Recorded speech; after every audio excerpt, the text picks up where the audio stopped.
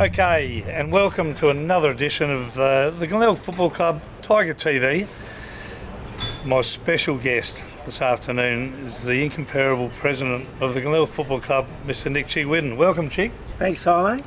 Now you're following in the aftermath of a lot of former greats of the club as presidents, John H. Ellers, Craig McIntosh, Peter Hood, and of course Gary Metcalf. They're big shoes to fill, mate. How are you finding it so far, and have you settled in? They're very big shoes, obviously, but we're going all right. We've got plenty of challenges, as you're aware, and everyone's aware, but we're coming through them, and we've got a good board in place, so we certainly work through these things together, and certainly not in the same class as Gary Metcalf. Oh, well, who would be? So just on the board thing, there's been a lot happening at board level. Obviously elections and a bit of other news I think you might have to share with us as well, Chick.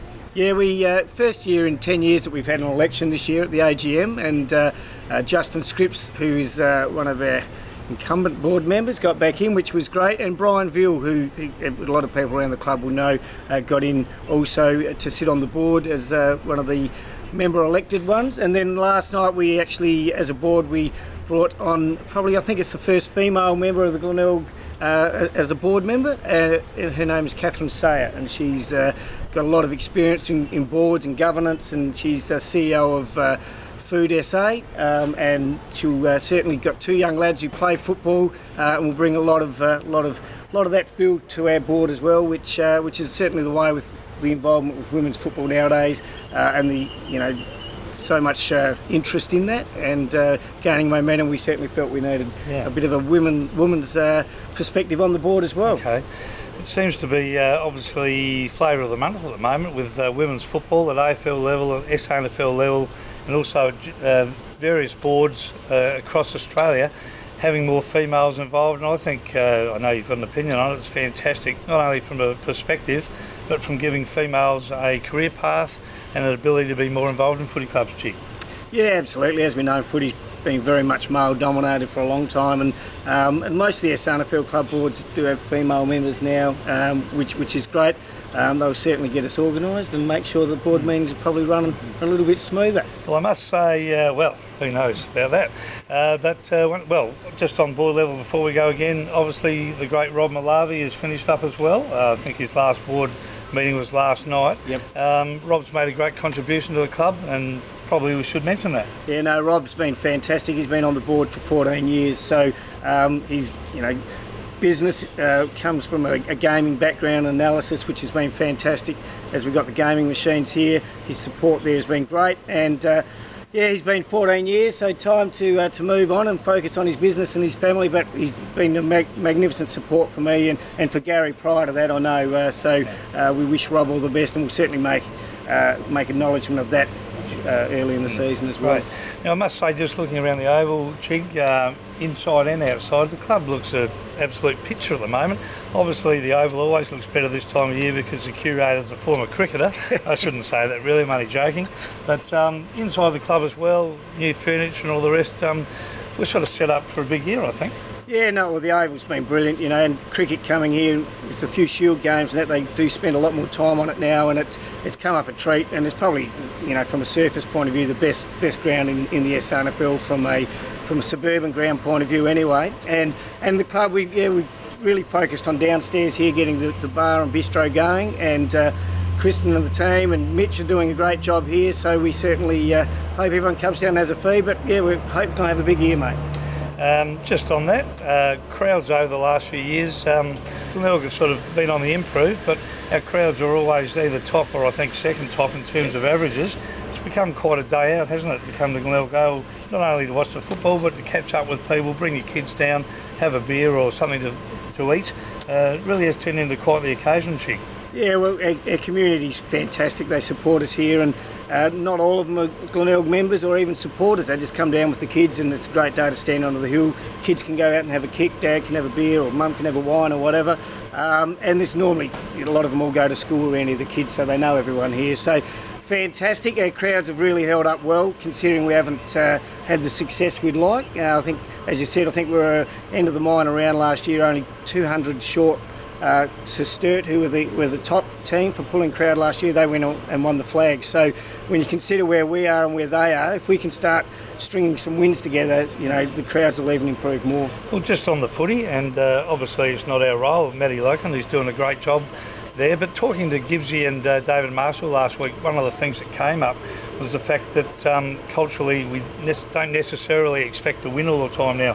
How do we get that back into the club so the guys come out with an expectation that they're going to win? Because I know a lot of the crowd still think we're going to win all the time. Yeah, well, absolutely. And I think it's probably been, over the last few years, we've had a very young team and a team that we knew that was developing. That could be Matty Loken just ringing. Is he listening live? Sorry, Matthew. So I think the guys have probably been given a little bit of slack from everyone because we knew they were probably a bit underdone and still developing as a team. This year I honestly believe that's changed and it has to change from a club point of view. I'm with you, Simo.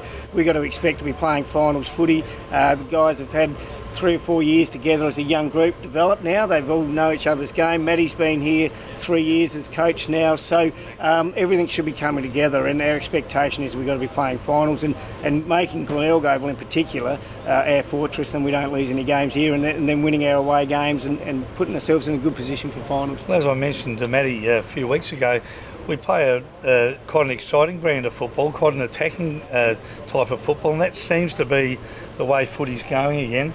I mean, not that we necessarily know what we're talking about when it comes to football. I think we won 4 best and fairest between ourselves, which I think we're all nicks, as a matter of fact. But we did play a few games down here, so we do understand the basics of footy.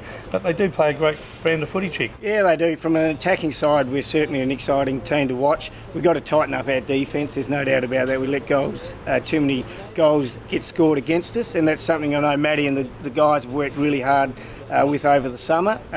So we just got to make sure we get that side of it. And but it's certainly a good game, a good brand of footy to watch. Okay, just winding up, Nick.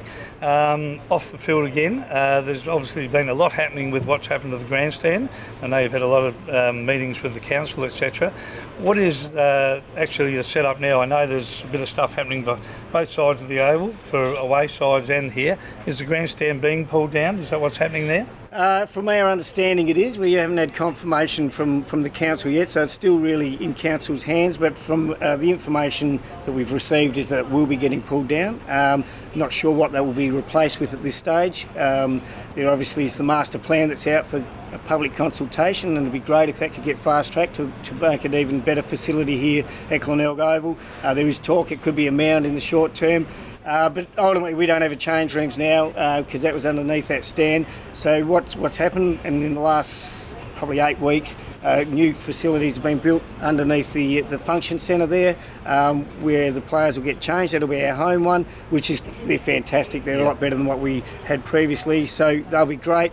And behind the scoreboard also, the old St John's building there has been converted into to another change room, which again is going to be fantastic for our away team, but also our women's footy team will base themselves there as well. So hope you didn't make them too good for the away side. No, it's a little bit too comfortable. A little bit better than what we used to going to other grounds, but it's been, I suppose that's been a positive from that, is our players' facilities were not to the level that we wanted, and this has given us the ability to do that, which is great.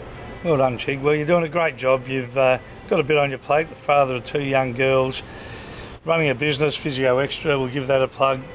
Now, I think president of the Carbine Club as well in your spare time, and president of Glenelg Football Club. What are you doing in the rest of your spare time, Nick? Anything? Sleeping? You forgot my son, Joey. Oh, I forgot Joey. The great Joey. I love Joey. Apologies, Joey, if you watch this. But, mate, you mustn't have a lot of spare time. No, well, when I do, I usually try to sneak down to Warradale and have a beer with you, mate. Well, there's another plug as well. Well done, guys, and thanks to Chig, you're a champ, mate, and let's look forward to a great 2017. Thanks, mate. Thanks, guys.